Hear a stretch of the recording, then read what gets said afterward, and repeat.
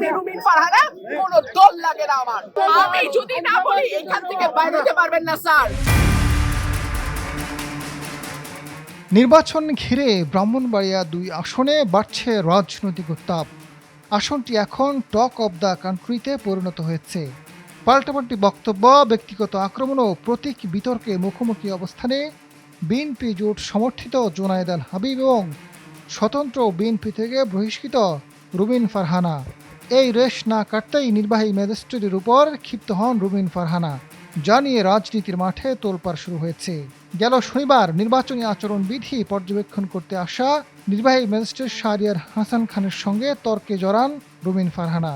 এক পর্যায়ে তিনি বলেন, অন্যরা আপনাদের বৃদ্ধাঙ্গুলি দেখালেও কিছু বলেন না।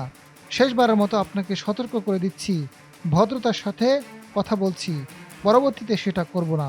আজকে আমি ভদ্রতা করে থামাইছি, নেক্সট টাইম কিন্তু আপনাদেরকে বুড়া আঙ্গুল দেখে আপনারা কিছু করতে পারেন না। এইরকম দেখাই আপনাদের। এদিন আচরণবিধি লঙ্ঘনের অভিযোগে জুয়েল মিয়া নামে রুমিন ফারহানার এক সমর্থককে ৫০,০০০ টাকা জরিমানা করা হয়।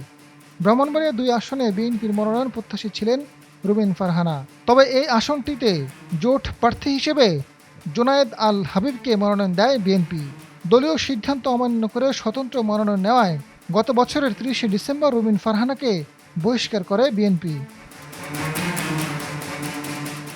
এদিকে সরাইল উপজেলা অনুষ্ঠিত এক নির্বাচনী সভায় রুমিন ফারহানা বলেছেন, সরাইল আশুগঞ্জ এলাকায় আরেকটি জোট থেকে রোহিঙ্গা এনে এলাকার রাজনীতিতে প্রভাব বিস্তারের চেষ্টা চলছে। সরাইল আশুগঞ্জের মানুষ এখানকার মানুষকেই নির্বাচিত করবে এবং বাইরের কোনো প্রভাব মেনে নেবে না।